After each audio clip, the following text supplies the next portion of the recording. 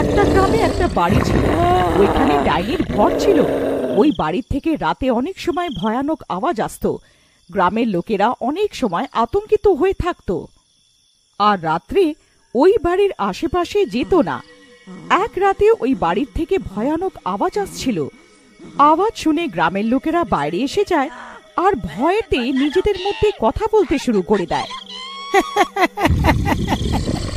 এই নাও রোহান দাদা, এই ডাইনির কান্না আবার আরম্ভ হয়ে গেল। আচ্ছা রোহান দাদা, তুমি একটু জিজ্ঞেস কেন করে আসছো না যে এই ডাইনি ম্যাডাম এত কাঁদছে কেন?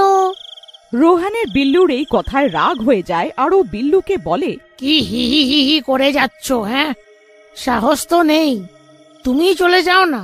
রাতের বেলায় তো একলা গিয়ে হিসি করতে পারে না, আর এইখানে এসে বেশি জ্ঞান দিয়ে যাচ্ছে। কিছুক্ষণে বাড়ি থেকে আওয়াজ আসা বন্ধ হয়ে যায় আর গ্রামের লোকেরা বাড়ি গিয়ে ঘুমিয়ে পড়ে। তারপর একদিন শের সিং নামের একটি লোক নিজের স্ত্রী চম্পা আর বাচ্চার সাথে ওইখানে থাকতে আসে, যেটা দেখে বিল্লু ওর কাছে আসে আর বলে, আরে দাদা, তুমি এই বাড়িতে থাকতে এসছো নাকি? হ্যাঁ দাদা, আমি এই বাড়িতেই থাকবো। সস্তা পাচ্ছিলাম তাই কিনে নিলাম। কিন্তু বিল্লু কিছু বলে না আর ওইখান থেকে চলে যায়। শের সিং এর এই কথাটা আশ্চর্য লাগে। তারপর শের সিং আর চম্পা বাড়ির ভেতরে চলে যায়। নতুন বাড়ি দেখে চম্পা অনেক খুশি হয়ে যায় আর বলে, আরে বাগো, মেনে নিলাম তোমায়, অনেকই দারুণ বাড়ি। এইটা এত ভালো দামে কিনে নিলে তুমি? বাহ বাহ, আমার তো সব বন্ধুরা জ্বলে যাবে এই বাড়িটা দেখে। আরে চম্পা, তোমার জন্য তো আমি তাজমহলও কিনে নেব গো। তাহলে এই বাড়িটা কি জিনিস? হ্যাঁ। তারপর শের সিং আর চম্পা শুয়ে পড়ে আর আবার রাতে ওর ভয়ানক আওয়াজ আসতে শুরু করে, যেটা শুনে চম্পা ভয় পেয়ে যায় আর বলে, হ্যাঁ গো, এই ভয়ানক আওয়াজটা কোথা থেকে আসছে? যেন কোনো ডাইনি কাঁদছে। আরে ওঠো, আরে দেখো। আরে আমি কি করে জানবো যে আওয়াজগুলো কোথা থেকে আসছে? দাঁড়াও, গিয়ে দেখছি, তুমি বসো এখানে। তারপর শের সিং ওঠে আর আওয়াজের দিশায় এগোতে থাকে। একটা বন্ধ ঘর, যেখানে তালা লাগানো ছিল, ওখান থেকে ডাইনির কান্নার আওয়াজ আসছিল। ততক্ষণে চম্পা ওখানে এসে যায় আর শের সিং চম্পাকে বলে, আরে চম্পা, এই আওয়াজগুলো তো এই ঘর থেকেই এসে যাচ্ছে। কি করব? এই তালাটাকে আর ভেঙে দেবো? আরে তোমার নাম শের সিং, এটার এই মানে নয় যে তুমি সিংহ হয়ে যাবে। চুপ করো আর এই ঘরটাকে বন্ধ থাকতে দাও। পরের দিন আবার অমন আওয়াজ আসতে শুরু করে। এইবার চম্পা ওঠে আর ওই ঘরের দিকে এগোয়, কিন্তু যেই চম্পা ঘরের দিকে এগোয় আওয়াজ আসা বন্ধ হয়ে যায়। আরে আওয়াজটা তো আসা বন্ধ হয়ে গেল, জানি না কি ব্যাপার, যাই গিয়ে ঘুমিয়ে পড়ি। এরম বলে চম্পা আবার গিয়ে ঘুমিয়ে পড়ে। এরম ভাবে এই ব্যাপার অনেক দিন পর্যন্ত চলতে থাকে। চম্পা রোজ রাতে ভয়ানক আওয়াজ শুনত আর যখন ওই ঘরের কাছেও পৌঁছাতো আওয়াজগুলো আসা বন্ধ হয়ে যেত। তারপর একদিন চম্পা বিরক্ত হয়ে ওই ঘরের তালা ভাঙার সিদ্ধান্ত নিয়ে নেয় আর একটা তালা ভাঙার লোককে নিয়ে আসে। দেখো দাদা, এই তালাটা ভাঙার আছে। হয়ে যাবে দিদি ভাই, কিন্তু টাকাটা আমি পুরো 100 টাকা নেব। বেশি দাঁত বার করো না আর নিজের কাজ করো। আমি একটু বাড়ি থেকে আসছি, ততক্ষণে তালাটা ভেঙে দাও।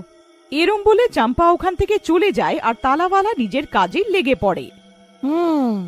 এইটা তো খুব মজবুত তালা। এরকম তালা তো আমি জীবনে কোনোদিনই দেখিনি, ভাঙছেই না। কিন্তু আমিও এইটা ভেঙেই ছাড়বো। হ্যাঁ। এরম বলে তালাওয়ালা তালা ভেঙে দেয়। যেই তালাওয়ালা তালাটা ভেঙে দেয়, চারিদিকে ধোঁয়া ধোঁয়া হয়ে যায় আর বাড়িটা নড়তে থাকে। আরে মরে গেলাম রে, এইটা কি হচ্ছে রে ভাই? আরে পালাও রে পালাও, নিজের প্রাণ বাঁচিয়ে পালাও। কিন্তু এর আগে তালাওয়ালা কিছু বুঝতো আর করতে পারতো, ওইখানে এক ডাইনি এসে পড়ে। কোথায় যাচ্ছিস তালাওয়ালা? আমার হাত থেকে কেউ পালাতে পারেনি। এখন এই গ্রামের উপরে সর্বনাশ এসছে, সর্বনাশ। এরম বলে ডাইনি তালাওয়ালাকে মেরে ফেলে আর ওখান থেকে নির্দেশ করে দেয়। কিছুক্ষণ পর চম্পা ওখানে আসে। ঘরের তালা ভাঙা দেখে আর তালাওয়ালাকে না পেয়ে আরে এই তালাওয়ালা কোথায় চলে গেল? আরে ঘরের তালাটা ভাঙা আছে। তারপর চম্পা ঘরের ভেতরে চলে যায়। ওই ঘরটা অনেকই সুন্দর হয়, যেন কোনো রানীর ঘর। ওইখানে একটা অনেক সুন্দরী মেয়ের ছবি লাগানো ছিল। আরে বাহ, কত সুন্দর ঘর এটা, যেন কোনো রানীর ঘর। বাহ, কিন্তু এটা কার ছবি লাগানো? যেই চম্পা ওই ছবিটাকে দেখতে যায়, ওই ছবির থেকে একটা ডাইনি বেরিয়ে আসে। কেউ তোকে বাঁচাতে পারবে না ও বউ। এরম বলে ওই ডাইনি চম্পার শরীরে ঢুকে পড়ে। এটা কি হচ্ছে আমার? বাঁচাও, কেউ বাঁচাও আমাকে। এরপর চম্পা নিজের ঘরে গিয়ে ঘুমিয়ে পড়ে। সন্ধেবেলায় শের সিং বাড়ি আসে আর চম্পাকে ওঠায়, কিন্তু যেই চম্পা ওঠে, ওর ডাইনির মুখ দেখে ও ঘাবড়ে যায়। কে কে কে কে কে কে কে কে কে তুমি? আর আমার স্ত্রীর শরীরের ভেতরে কি করে চলে গেছো? কে কে তুমি? আমি তো নিজের থেকে তোর স্ত্রীর শরীরে আসিনি, ও নিজেই আমাকে এই বন্ধ ঘর থেকে ছাড়া পাইয়ে দিয়েছে। এখন আমি মুক্ত, এখন আমি মানুষের রক্ত খাবো। কিন্তু যদি তুই এই কথাটা কাউকে বলেছিস, তাহলে আমি তোর স্ত্রীর শরীরের টুকরো টুকরো করে দেব। এরম বলে ডাইনি ওখান থেকে চলে যায়। শের সিং এসব দেখে অনেক ঘাবড়ে যায়। কিছুদিন পর্যন্ত এরম ভাবেই চলতে থাকে। ডাইনি রোজ রাতে ঘরের বাইরে বেরোতো আর কোনো লোককে মেরে ওর রক্ত খেয়ে নিত। এদিকে গ্রামের লোকেরা এইসব মৃত্যুর থেকে আতঙ্কিত হয়ে যায় আর একদিন গ্রামের মধ্যিখানে একত্রিত হয়ে যায়। আরে দাদা, এই গ্রামে জানি না কি যে হচ্ছে, মৃত্যু তাণ্ডব হয়ে যাচ্ছে। জানি না কে মেরে যাচ্ছে এত গ্রামের লোকেদের। হ্যাঁ, ঠিক বলছিস বিল্লু দাদা, এইসব কে জানে কি যে হচ্ছে। কিন্তু জবের থেকে মৃত্যু হচ্ছে, এই বাড়ি থেকে আওয়াজ আসা বন্ধ হয়ে গেছে। ওরা কথা বলছিল, তখনই ওইখান থেকে শের সিং পেরোচ্ছিল। ওকে দেখে সবাই ওকে ডাকে। কি শের সিং দাদা, কি হয়েছে? অনেক চিন্তিত মনে হচ্ছ। কি হয়েছে? অনেক পাতলাও হয়ে গেছো, যেরম কোনো চুষে থাকা আম। কি হয়েছে গো? কিন্তু শের সিং ওদের কথায় কান দেয় না আর ওখান থেকে চলে যায়। যেটা দেখে রোহান বলে, গ্রামবাসীরা মানো না মানো, এই শের সিং এই ব্যাপারে সব জানে, এর উপরে নজর রাখতে হবে। তারপর রোহান আর বিল্লু রাত্রিবেলা শের সিং এর বাড়ির পেছনে লুকিয়ে পড়ে। রাতে ডাইনি আসে, ওকে দেখে শের সিং বলে, ডাইনি বোন, তুমি তো অনেক গ্রামবাসীদের মেরে ফেললে। এখন আমার স্ত্রীকে ছেড়ে দাও, আমাদের যেতে দাও, আমরা এই বাড়ি ছেড়ে চলে যাব। এমন ভাবে কি করে ছেড়ে দি তোর বউকে? এখন তো আমার অনেক রক্ত চাই, অনেক বছরের তেষ্টা আছে আমার। এরম বলে ডাইনি ওখান থেকে চলে যায়। ওদিকে রোহান আর বিল্লু সব কথা শুনে নেয় আর সকালে শের সিং এর কাছে যায়। আরে শের সিং দাদা, আমরা সব কিছু দেখে আর শুনে নিয়েছি, তুমি চিন্তা করো না, এই ডাইনির সমাধান আছে আমাদের কাছে। আমাদের চম্পা বৌদিকে আমরা নিশ্চয়ই বাঁচাবো, তুমি আমাদের সাথে চলো শের সিং দাদা। এরম বলে বিল্লু আর রোহান শের সিং এর সাথে ওখান থেকে চলে যায় আর একটা সাধু বাবার কাছে যায় আর গ্রামে হয়ে থাকা সব ঘটনার ব্যাপারে বলে। যেটা শুনে ওই সাধু বাবা ওদেরকে বলে, বাবা, এই ডাইনি অন্য কেউ নয়, এই বাড়িওয়ালারই মেয়ে। ওরই আত্মা ডাইনি হয়ে ঘুরে বেড়াচ্ছে আর লোকেদের মেরে যাচ্ছে। কিন্তু বাবা, আমি এই ডাইনিকে কি করে হারাবো? আর আমি নিজের চম্পাকে ওই ডাইনির হাত থেকে কিভাবে বা ছাড়া পাওয়াবো বাবা? বাবা, ভয় পেও না, তুমি শুধু ওই ঘরে থাকা ওই ছবিটা পুড়িয়ে দাও, ওই ডাইনিটাও পুড়ে যাবে আর তোমার স্ত্রীও ওর ভর থেকে ছাড় পেয়ে যাবে। তারপরে ওরা তিনজন গ্রামে ফিরে আসে আর ডাইনি ওদের সামনেই দেখা দেয়। তোমরা জেনে আসলে আমার মৃত্যুর রহস্য, হ্যাঁ? কিন্তু কিছু করতে পারবে না। এরম বলে ডাইনি শের সিং আর রোহানের গলা টিপে ধরে, কিন্তু সুযোগ পেয়ে বিল্লু ঘরের ভিতরে ঢুকে পড়ে আর ওই ছবিতে আগুন লাগিয়ে দেয়। ছবি পুড়তেই ডাইনি চম্পার শরীর থেকে বেরিয়ে আসে আর পুড়তে শুরু করে। কিছুক্ষণ পর ডাইনিও শেষ হয়ে যায়। সারা গ্রাম ওই ডাইনির হাত থেকে বেঁচে যায়। একবার দুই বোন লীনা আর সীমা কলেজ থেকে পাওয়া ছুটিতে নিজের ছুটি মানাতে নিজের ফার্ম হাউসে গেছিল। ওইখানে একটা বুড়ো চাকর থাকে যে ওই ফার্ম হাউসের দেখাশোনা করে। একদিন লীনা কলেজের অ্যাসাইনমেন্টস বানাচ্ছিল, তখনই ওর অনুভব হলো কেউ ওর পেছন থেকে হেঁটে গেল। লেনা পেছনে ঘুরে দেখল, কিন্তু ও কাউকে দেখতে পারল না। এটা কেমন অনুভব ছিল, কেউ গেল আমার পেছন থেকে। লীনা ভয় পেয়ে গেল। বাগানের দোলনাতে বসে নিজের অ্যাসাইনমেন্ট শেষ করা শুরু করলো। তখনই ওকে কেউ পেছন থেকে দোলনাতে ধাক্কা দিল। এই দোলনাটাকে কে ধাক্কা মেরে দোলালো? কে তুমি? কে তুমি? তখনই একটা আওয়াজ আসলো, কেউ আছে। ও দৌড়াতে লাগলো আর দৌড়াতে দৌড়াতে ফার্ম হাউসের পেছনে একটা স্টোর রুমে ঢুকে পড়ল। ঠাকুর রক্ষা করো আমার! তখনই লীনার চোখ হাড্ডির ওপরে পড়ল। লীনা নিজের জ্ঞান হারিয়ে ফেলল।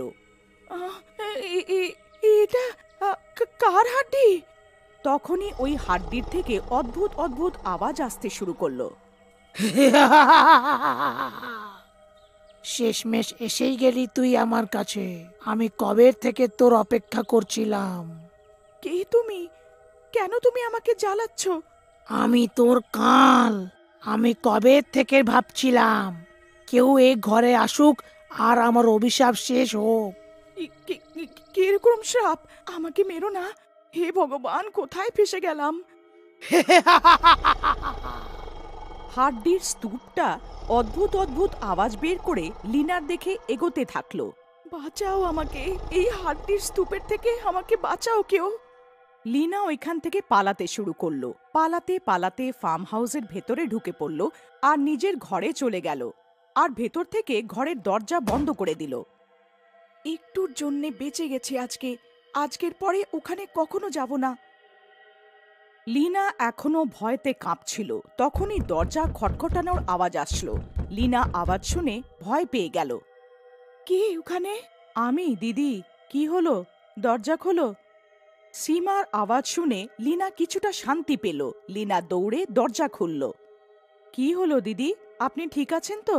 এখানে কিছু ঠিক নেই, অনেক অদ্ভুত অদ্ভুত জিনিস হচ্ছে। কি ঠিক নেই? ওই স্টোর রুম, হাড্ডির স্তূপ। এইটা বলে ও অজ্ঞান হয়ে গেল। সীমা লীনাকে বিছানায় শুইয়ে দিল। তারপর সীমা ফার্ম হাউসের স্টোর রুমে গেল, কিন্তু দেখার পর কিছু পেল না।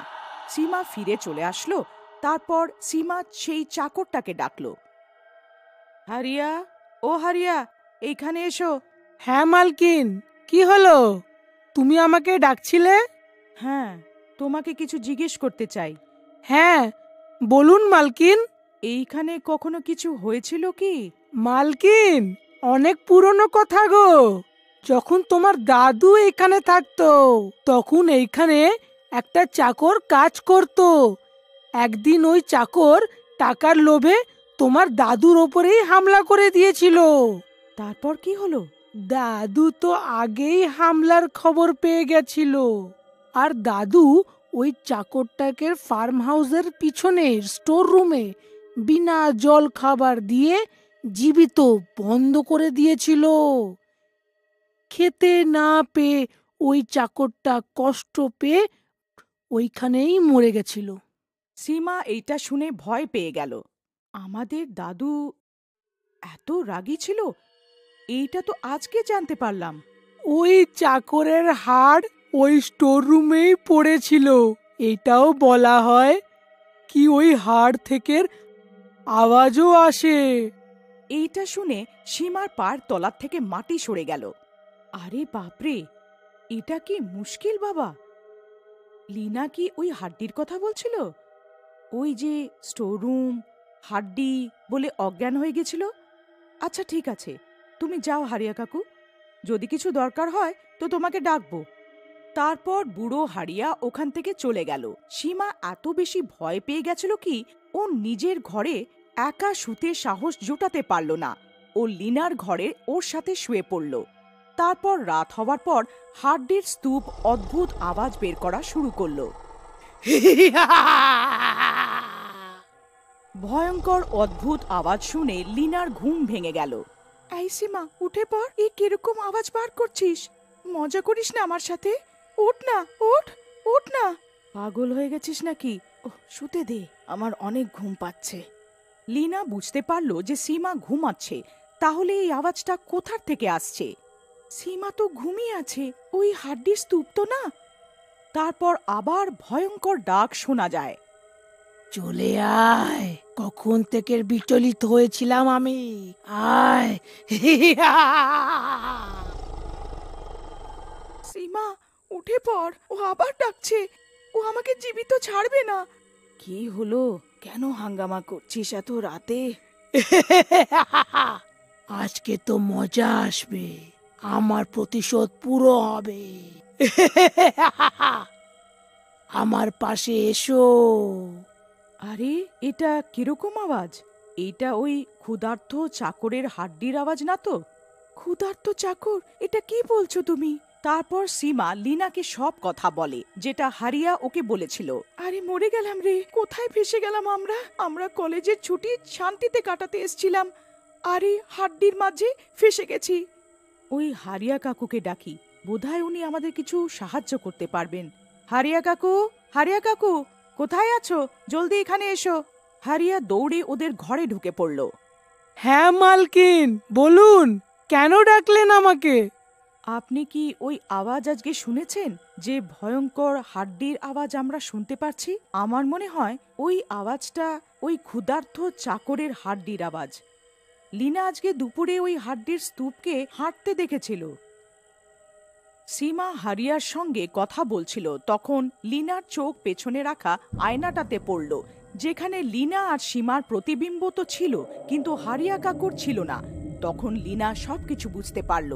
তখন হারিয়ার চাকর রেগে গেল এটা শুনে যে লিনা দুপুরবেলা ওই ঘরে গেছিল। ওর চোখ লাল হয়ে গেল।